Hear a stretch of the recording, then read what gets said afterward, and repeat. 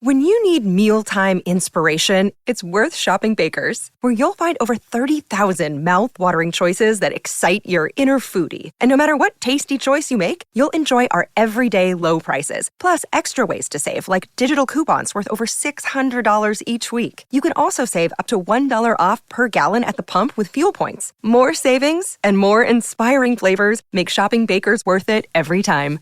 Baker's, fresh for everyone. Fuel restrictions apply. This is the story of the one. As a maintenance engineer, he hears things differently. To the untrained ear, everything on his shop floor might sound fine, but he can hear gears grinding or a belt slipping. So he steps in to fix the problem at hand before it gets out of hand. And he knows Grainger's got the right product he needs to get the job done, which is music to his ears. Call, click Grainger.com, or just stop by. Grainger, for the ones who get it done. WBSM presents The Tim Weisberg Show, streaming live on WBSM.com and the WBSM app.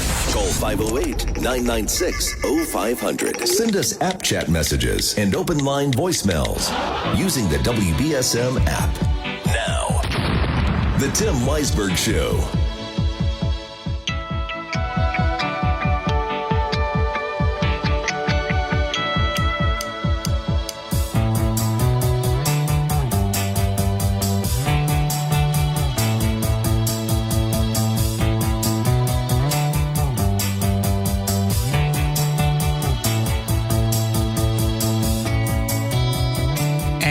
Welcome back in. Third and final hour of the program here on Friday morning.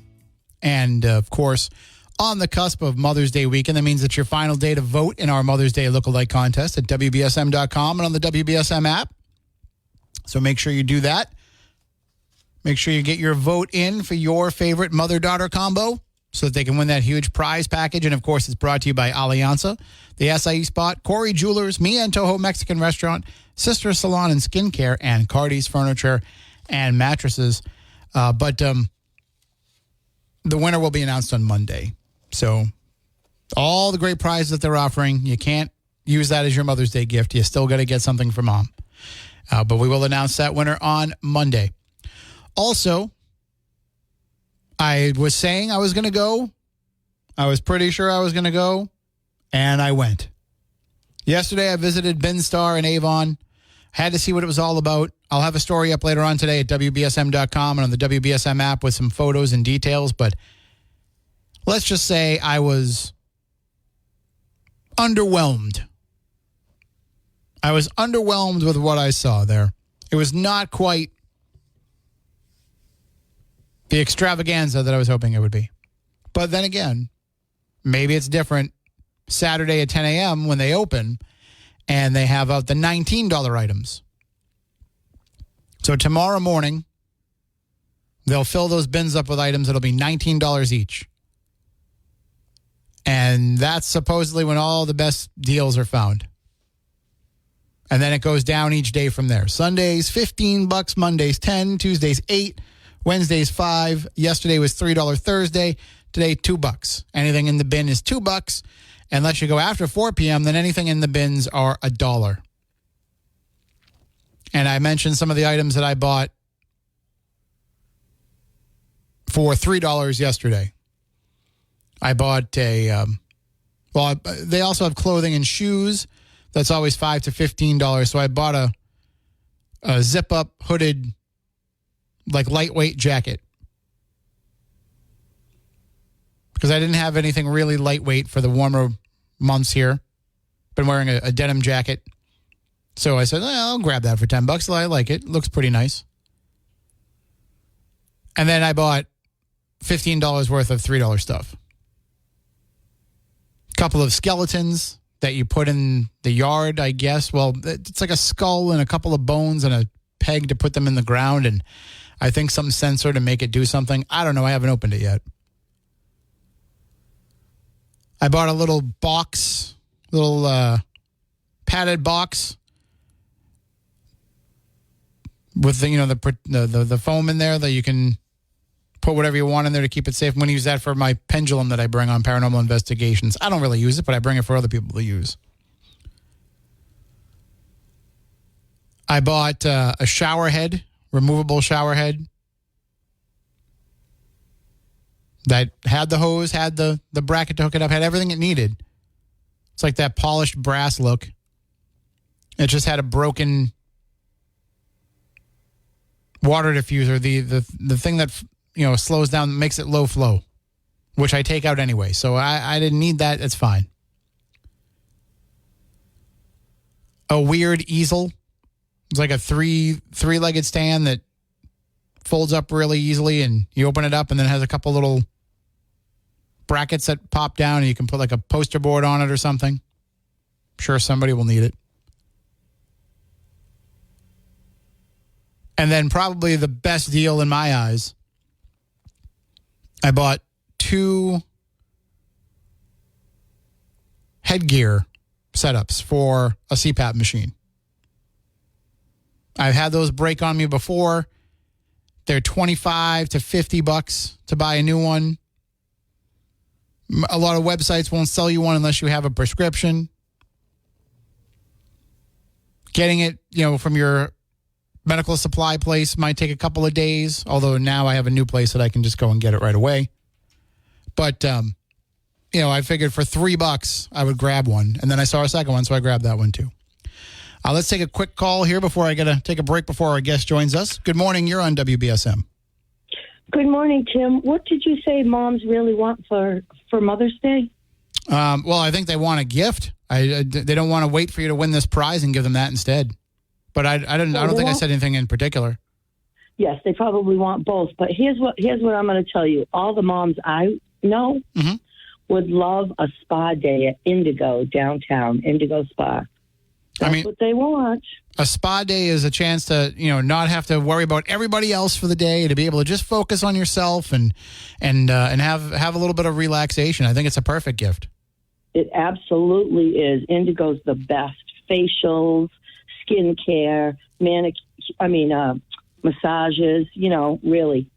And they've got great products. People need to get in there. And if it's a mom and daughter, a lot of guys go to the spa too, but it's nice to do a spa day with your kids. So get out there. If dads haven't picked out a gift yet for the moms and the kids, go ahead. Absolutely. Get a spa day. Have a good weekend. Well, thank you for the tip. And if you haven't gotten a gift yet, that's a great suggestion.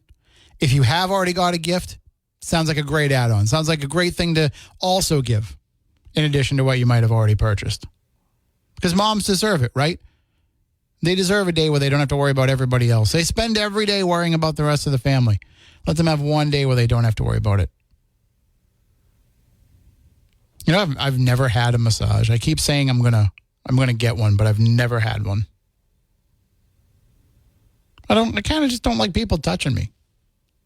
But I don't mind it when I go to the doctor. That's all right. So I'm sure it's kind of the same idea. All right, I'm going to take a break here. When we come back in a few moments, we're going to be joined by our guest this morning. Briefly, it'll just be a brief chat. We're going to be speaking with Patricia Walsh Chadwick. She is the modern-day Witch of Wall Street.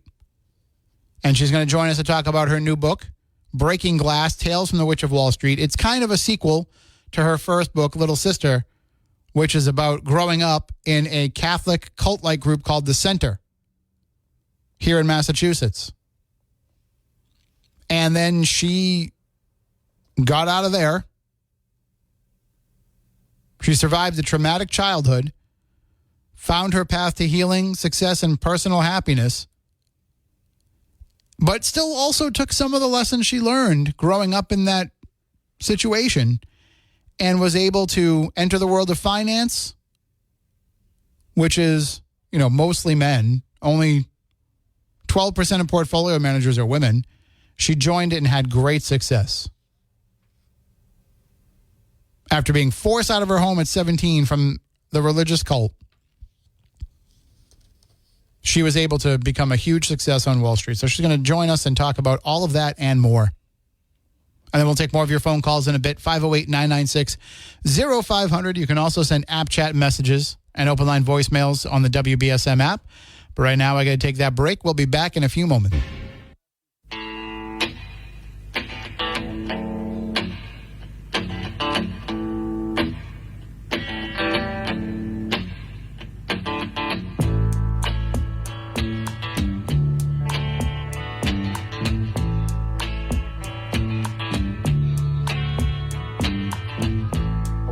look out my window,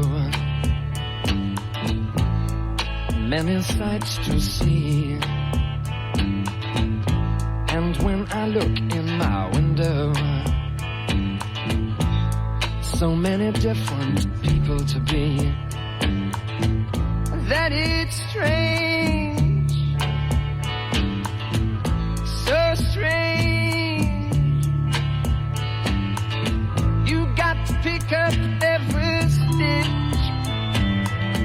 You got to pick up every stitch. You got to pick up every stitch. Must be the season of the wind. And welcome back in, and it is time to be joined now by our guest this morning, Patricia Walsh Chadwick. She is the author of the new book, Breaking Glass, Tales from the Witch of Wall Street. She was born in Cambridge. She grew up in Massachusetts in a very interesting environment that led to her becoming the modern-day Witch of Wall Street, and she joins us now on the program. Let's bring her up here. Good morning, Patricia. How are you? I'm very well, thank you, Tim. Great to have you on here. I am sure you have heard this before, but we are here on the south coast of Massachusetts in the home of the original Witch of Wall Street, Hetty Green.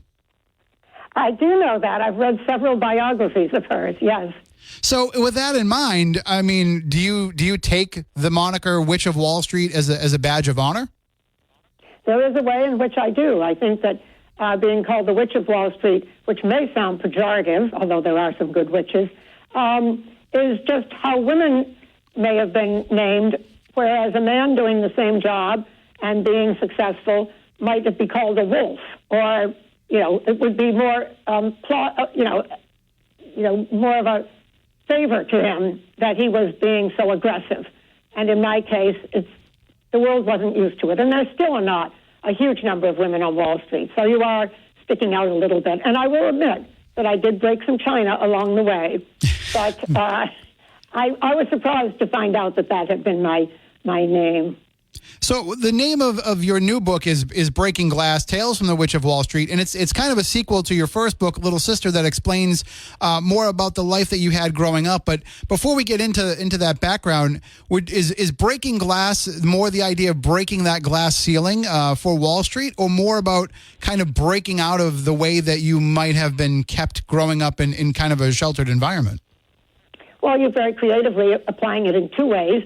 But I was thinking of it in the professional mode in which people break through the glass ceiling. But I like to think of it as less a total shattering and more step-by-step gliding beyond the glass ceiling. Because I wanted to ask how much of that glass ceiling is still in place. You said there's still not a lot of women involved in the world of finance, but is that by choice, or is it still the fact that they are limited in those opportunities? Well, I do think that women face some greater challenges than men in the workplace. Sometimes at a certain point in one's life, and for me that certainly happened when I was 51, I made the decision that raising my children had to take preference over being on Wall Street. And so for me it was the right decision. And I think there is a general anxiety in a business that is very high pressured. How long is she going to be here? Do I have her for the duration? So I do think in a way you have to be extraordinary to go the same path that many people who are very, very many men who are very good take more easily. So let's talk a little bit about growing up now. You were born in Massachusetts, and you grew up as part of this group in Massachusetts. Some people refer to it as a religious cult, but I've heard that you don't necessarily apply that term to the center. Well, the fact of the matter is it took me a long time to accept it. In my first book, I never mentioned the word cult.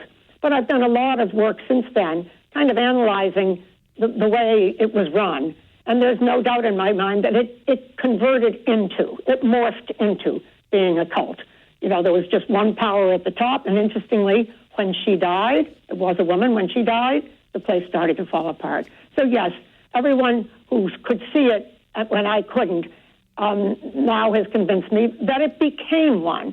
That being said, it was the life I had, and I do not look back with regret on it. In fact, I think while I was had no cultural awareness when I was kicked out at the age of 17, I learned slowly And I paid a lot of attention, and Breaking Glass is the story of what happened after I was kicked out, from being sent to a secretarial school and not being allowed to go to Vassar or Bates, where I had been accepted, to then being very much on my own and coming from a place where I had never heard a slang word or a swear word. I never knew a single name of a baseball player or a movie actor, and eventually, went through a long ladder climbing and became a global partner at Invesco. And you're entering into a world where you're already going to be seen as an outsider just based on the fact that you're a woman. It's going to be hard enough to assimilate and to get along with people and to, and again, not that you should have to change who you are to fit who they are, but, just in the casual everyday conversations, you want to be able to interact with people like a regular person, and you didn't have that base of knowledge. So as you are trying to enter into this world, you're also just trying to learn how to exist in the outside world at the same time. That must have been just a double struggle on your part. Well, that was a big challenge. But there is contemporary relevance in the story. And there's a mandate in the world of business. And I would argue you must be adaptable. And that's what I very much tried to do. I've tried to make myself invaluable even when I was a receptionist, even when I was a secretary. And by doing that, people suddenly found me to be of value. And so then they would ask me to do something different, and I would. And pretty soon I could see that it was leading steps up the ladder. And I felt very motivated to keep on moving forward. And that's the story of Breaking Glass. It's not really a recording of everything. I like the subtitle being called Tales because it takes particular events and kind of shows them how they helped me. But most importantly, I feel it is the story of the mentors who helped me along the way. Needless to say, once I was out of the center, the only mentors I had in the world of finance were all men. And they were fantastic. And I honor them. But there's also the person that ran the center, a woman named Sister Catherine. She was not a mentor, but she was a role model. And role models are very, very different from mentors.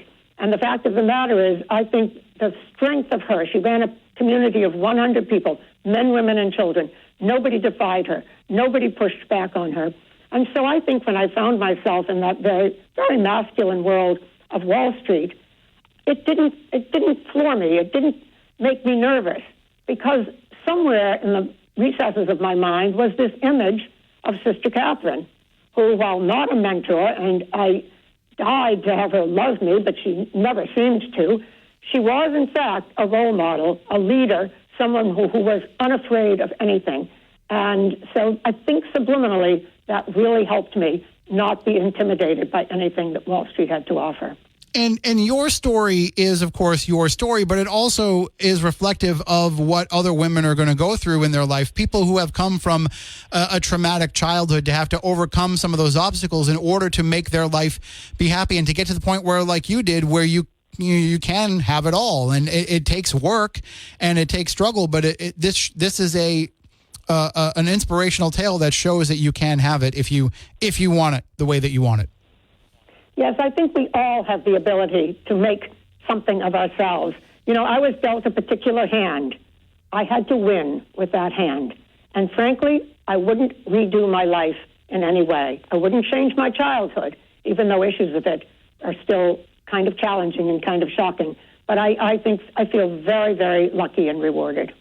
Well, the name of the book is Breaking Glass, Tales from the Witch of Wall Street. It's available everywhere that you get your books from. And of course, you're not that far. You're still a New Englander.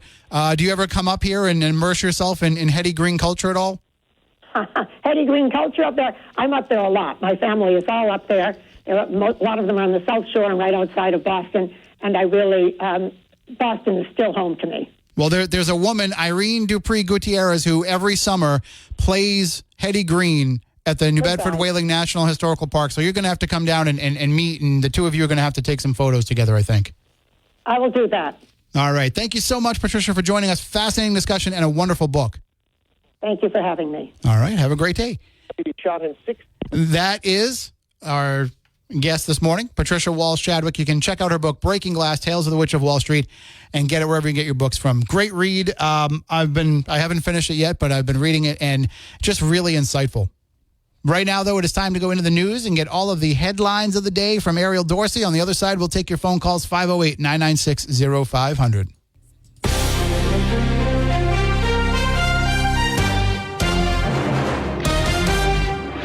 Israeli forces bombing parts of Rafah, Tesla accused of preventing workers from unionizing, and a Utah avalanche kills 2 skiers. From the WBSM Newsroom, this is WBSM News. Israeli forces are bombing parts of Rafah after President Biden warned the U.S. would withhold weapons to Israel if it attacked the Gaza city.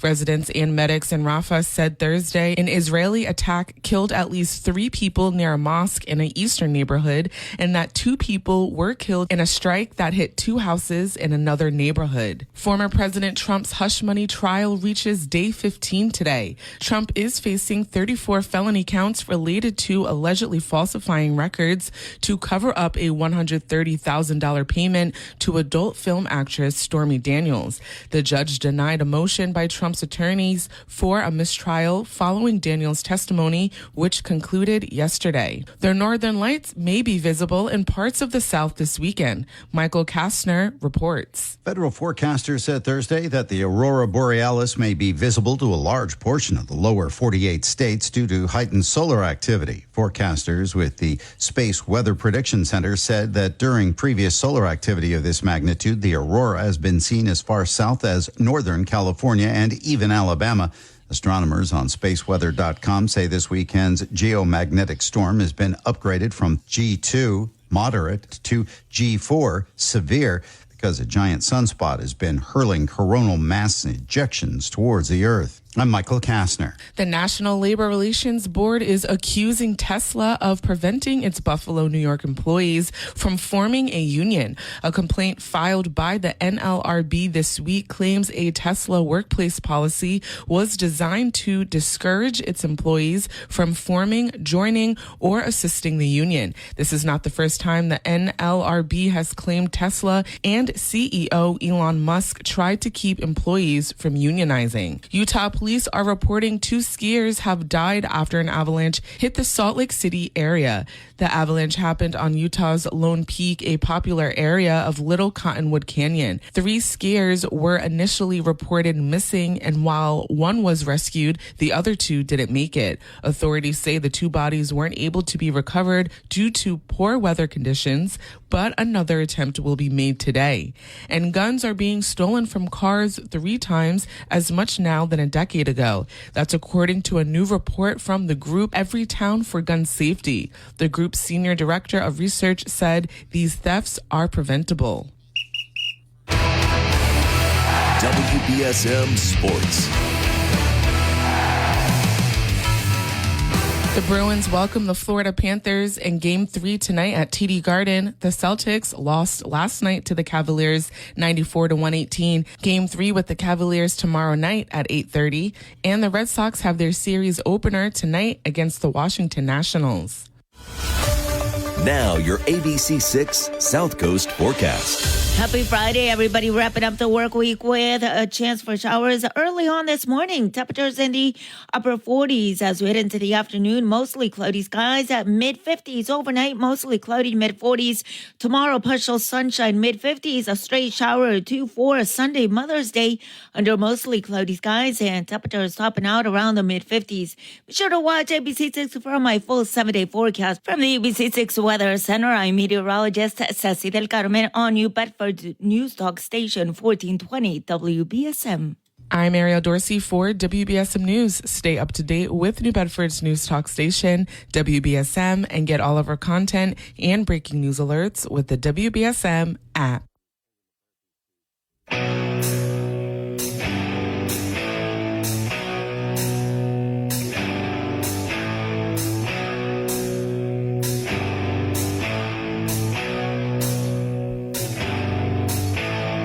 Mother, tell your children not to walk my way. Tell your children not to hear my words, what they mean, what they say, mother. Mother, can you keep them in the dark for a while? Can you have them from the wedding world?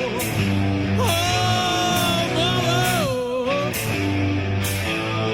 Mother, gonna take your daughter out tonight. Gonna show her my world. Oh, mother. Lord, I'm bound to see your light. And if you wanna find hell with me, I can show you what it's like. Hey, Mother's Day is the only time of year I can play Danzig on WBSM, I guess. So there you go. 508-996-0500. I got an app chat message from somebody saying that they couldn't find the mother-daughter lookalike contest on the WBSM app. It's actually in the menu. So instead of being a button at the bottom, if you go to the three lines at the top, what do they call it? Hamburger, cheeseburger. You click on those three lines at the top, and then you click that, and one of the menu items is contest. So what I did is during the break, I moved that, during the news, I moved that contest option up to the very top so that you'll be able to find it. I'll probably just move it down a couple slots after the contest is over, but that's where you can find it. And that's where all the contests will be. Even if they don't have that dot in the middle, that icon in the middle, because we don't put every contest in the middle there, because we're going to have multiple contests running at the same time, which is why I didn't do it that way. So you can put it, you can open up that menu on the side and you'll find it there. 508-996-0500. Good morning. You are next on WBSM. Good morning, Tim Gilly Saffield. How's it going? How you doing? You know, I'm calling about two things. I'm calling about the carnival up in Dartmouth that you guys mentioned. Yep. With the, you guys put in the thing that the guy that followed the woman around, the girls, I say, but you guys had in the thing 14 or older. Yes. And so the way I'm calling is because I called the other day about that, the chaperones. I'm just curious. They said attendees shield the women from the guy till the cops came. Yes. I mean, were they 14 or under 18 years of age? And if they were, where was the chaperones? They never mentioned anything about chaperones being there. And I didn't get any information in trying to find out more about that. But so that charge that's like the cutoff of whether it's a child or whether they consider it to be not a child in terms of the charge. So that could have been somebody who was 18. It could have been somebody who was 22. It could have been somebody who was 40. Like also could have been somebody who was 17. Right, which is why I was trying to get more information about it, but I didn't get any more info on it. That's why I call. My other thing is I'm calling about the incident with Brian Gomes. Only because he called in and, he texted you that his title's property manager. Mm-hmm. Okay, now, I do my homework.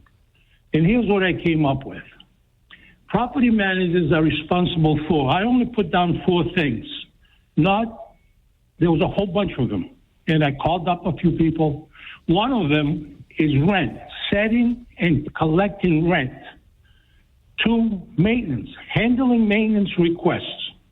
3, vacant units, filling vacant units. Number 4, seeking out and approving new tenants, which, in my opinion, and the way the people are explaining it to me, he doesn't do any of that. So how is he a property manager? I made a comment that he's a security guy. He stands in the hallway of the bank. But your comment was wrong because that's not his title. It's not property manager. That's the title that he has for his job. Well, I just read you what... what you read me was what a bunch of people told you or what other people said. Is that what the company that he works for lists as the description for a property manager? No, I looked it up too. Did you look it up under the company that he works for and their job description? I don't want to mention no names, but I don't want to say, and I will if I had to. That's all. What I asked you is that the job description for the company that he works for property manager? I'm going to take that as a no. No, don't take it as a no. Don't take it as a no. Well, that's a question you should be able to answer. Is that what Whalen Associates lists as the responsibilities for a property manager? The person I talked to said he was a security guard, okay? So that's the thing. I do my homework. And if I have to bring it up and he goes in... I don't think somebody telling you he's a security guard is doing your homework. Doing your homework is finding out officially what his title is and then seeing what the job description is of that title. If you ask somebody what I do here, they tell you I'm a talk show host. I'm actually the brand manager. No, I know. You don't know what the duties are that I have based on what you know that I do or what people can tell you that I do. You can find everything and things. I'm just telling you, as an elected official, he should let the people, his constituents... And I'm telling you, Gilly, I think you're kind of nitpicking a little bit of something that doesn't matter. Tomatoes. What does it matter what he does? What I said to you yesterday when I mentioned the security guard, I said that tomatoes. I said the same thing. No, you just don't like the fact that he texted me to correct what you were saying. That's what you're upset about. It has nothing to do with whether or not he's telling people the truth. You don't like the fact that somebody told you that you were wrong. Tim, you remember the other day he also texted you to tell you that the meeting already had started and he didn't know that Ian called the recess. Gilly, I'm telling you, the audience is bored with your personal vendetta against the city council. Sure they are. That's why people need somebody out there to keep their feet on the fire. And you do a great job of that. And there are times that you are completely on the money with that. And then there are other times where I think you get bogged down in minutia that nobody else but you cares about, and this might be one of those things. And I say that respectfully. I know you do. And I appreciate you letting me talk. And I do appreciate you letting me talk. But the idea is when you mislead the public and your constituents, you're not how can I put it? Elected official that has their best interest in it. It's a very simple question. Let him answer the question, yes or no. That's all I want to know. Is he taking the insurance? Is not only mechanic taking the health insurance? That's all I want to know. And that question is fair. Well, that's all I want. Thank you for at least realizing that. All right. You have a good weekend. He has a habit of misrepresenting the facts. That's all. Thank you. Have a good weekend. Okay, I got to take a break here. Callers, hang on. We'll be back in just a few moments.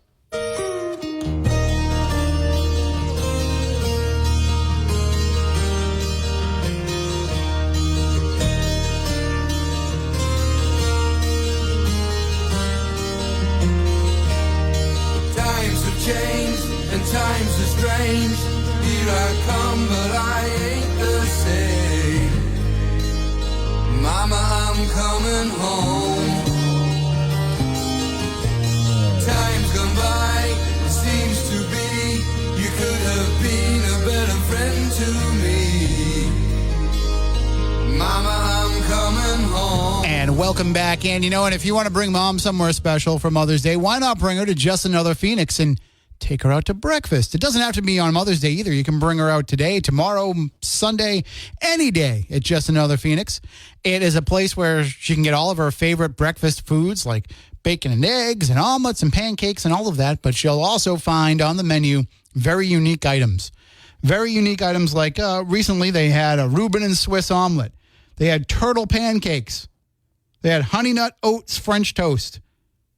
You never know what they're going to come up with at Just Another Phoenix, and mom will find it just as exciting to realize that not only can she have something different, but she doesn't have to make it herself. And the best part about Just Another Phoenix breakfast, you can get it all to go. So if you want to bring it to her on Mother's Day, surprise her with breakfast in bed, you can drive on over, get it through the drive-through window, bring it home, serve it to her on a plate, and have her enjoy breakfast in bed. Follow along with them on Facebook so you can always keep up with all of their great specials and stop by and see them. They're on Fons Corner Road in North Dartmouth. Just Another Phoenix, more than just a place to bring mom for Mother's Day. So let's go to the phones. Let's take a quick one with Lamone. Lamone, I got a short clock on you today because we've got a lot left to do here in the time we have left. What's on your mind? Oh, hold on. Let me turn you up there. With me. So I was going to say, you talking about Whalen? Isn't that the guy, Wayland Flowers? It was Madam? Yeah, no, this is different. This is Wayland. This is a company. Okay. So yesterday they were talking about like something about why are they trying trying to make woolly mammoths again. It's for the money. For people to come there, come to the circuit or wherever the zoo they're going to make it at. Yeah, like Jurassic Park, right? You know, people are going to pay a premium to come and see something that's extinct. Exactly, and they talk about obviously that money. Like I said, they can do what they want to do. If they're able to do that, that's just the way that they're easing us into allowing them to make it proper and legal or ethical to bring people back to life. You know, that's all that it's all about. It's one step further. And you know, they talked about, like they said in the end days, that you won't be able to buy or sell without having the mark on your right hand or on the forehead. And if you look at it, so let's say if you use your debit cards or credit cards, you go that way, you stick it in there with your right hand, right? Mm-hmm. You right hand punch, usually that's how it goes. So that's telling you right there, already doing it like that now. And I see a lot of places that won't take no cash anymore. Yeah. Except for casinos. You know, the casinos take cash like mine, but it's terrible. But some places refuse to take debit cards. There's some places remain cash only too. So that's the way it should be: cash or gold. Like gold. I like gold. So yeah, but that's okay. I just want to wish everybody a good weekend. And then I've got a question for everybody: what kind of candy most describes you? What candy are you? So that'd be a good question for everybody to think about for the rest of the night and the weekend. So Monday when I call in, you guys could have good answers. So we call in. All right. Well, let people think about it. I already know what mine would be, though. I know what mine is, but I don't want to. I'd be a whatchamacallit. Whatchamacallit? Because that's what people say when they see me. That guy. Whatchamacallit over there. All right. You're more famous than that, though. You have a good weekend, Lamone. More infamous might be the case. All right. Take it easy. Take a life, Playboy. God bless you. Hey, Scatty, just thinking about a girl in the shower. All right. Okay, all right. That's it for Lamone. All right, let's take another call here before we got to take a break. Good morning. You're next on WBSM. Hello, Spooky. How you doing? Good. How are you? Your title is Mr. WBSM. That's what your title is. You do everything in there. That'd be a terrible candy bar name, though. Well, one I wanted to bring up was the Brian Wilson comments that you made earlier in the show, and it's kind of sad. I don't know if you got to see it because I think your schedule might be a little different. But on a PBS American Masters a while back, they had a 2-hour thing on Brian Wilson. Did you get to see it? I'm not sure if I saw that one. I did watch a documentary about him recently, but I don't know if it was that one. Yeah, and you could see, even though he was, being interviewed and talking and everything, that he wasn't very settled.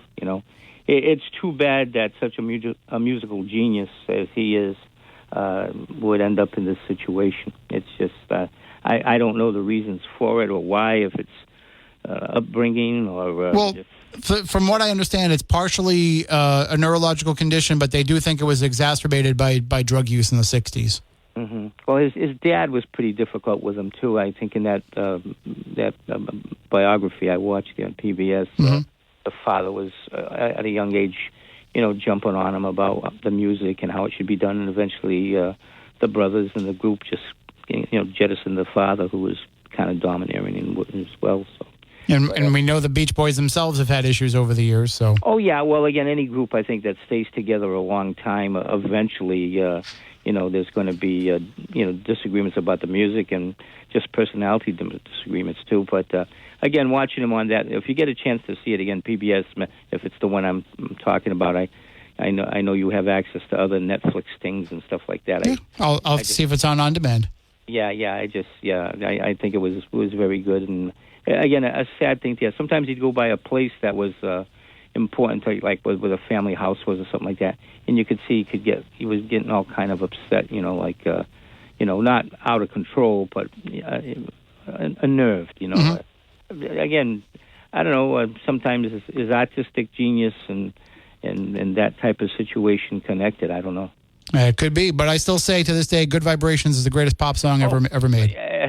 It's incredible, the instruments that are on there, and to put that all together. When I was a young man and I first heard that, a young kid actually, it was like, wow, what is this? That sort of thing. And it's all from his mind and putting that group together. He was the foundation of it, and it's again just a sad ending to a guy that's really a genius in many ways. Absolutely. All right. Thank you for the call. Okay, Mr. WBSM, keep on doing all the things that you do. Thank you so much. Have a good weekend. Yeah, bye-bye. Yeah, you too. All right, we got to take a break here. We'll be back in just a few. And we're going to wrap things up this morning by checking in with Eric over at the Butcher Shop on Dartmouth Street in New Bedford. Good morning, sir. How's it going over there today? Hey, what's up, Tim? How you doing, brother? I'm doing all right. It's Mother's Day weekend, so I'm sure people are coming in with stuff they want mom to cook for them, right? No? Oh, yeah, that's right. Mother's Day is coming, my man. Yeah, you got that right. What is it, Sunday, right? It's Yeah, Sunday. Isn't it? Yeah. So what do you have to offer the moms out there? Oh, man, I got everything for these mothers. I got tomahawks, I got filet mignon, sirloins, ribeyes. I got everything you want, man. I got nice bacon burgers. I hope it's going to be nice. I don't know if it's going to clear up. I hope it is. It's supposed to, yeah. I guess we'll see, man. I got nice French meat pies. I got all kinds of stuff. I got a lot of nice deals on wines. A lot of 3 for $12 deals on wines, stuff like that. Got a lot of stuff, man. Beers. Got everything. You know that wine is what mom really wants on Mother's Day. Oh, if that's what she wants, that's what I got for her. I got 3 bottles for $12 for her. She can get bombed. And what are you cooking up today? If people want to come in and grab something to go already made. You know what I got, dude? I got lobster rolls. Oh. Lobster rolls are good. $10. $10 lobster roll, man. They're nice, too. Well, it sounds like a reason to go on by the Butcher Shop, 123 Dartmouth Street in New Bedford. And, of course, I always ask you what you're going to be having this weekend. What are you going to be having with Mom this weekend? You know, I'm a lobster. I got nice lobsters. I got big lobsters in the tank. They're huge, man. And they're a good price, too, like $12 a pound. You can't beat that. No, you can't.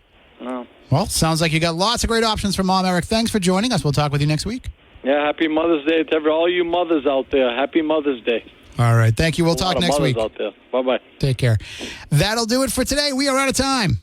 Stay tuned for Chris McCarthy. He's got South Coast Now coming your way. He's got Chris Markey coming in at 9. They're going to be talking about the Karen Reed trial. And they'll be talking about some other. This is the story of the one. As a maintenance engineer, he hears things differently. To the untrained ear, everything on his shop floor might sound fine, but he can hear gears grinding or a belt slipping. So he steps in to fix the problem at hand before it gets out of hand. And he knows Grainger's got the right product he needs to get the job done, which is music to his ears. Call, click Grainger.com, or just stop by. Grainger, for the ones who get it done.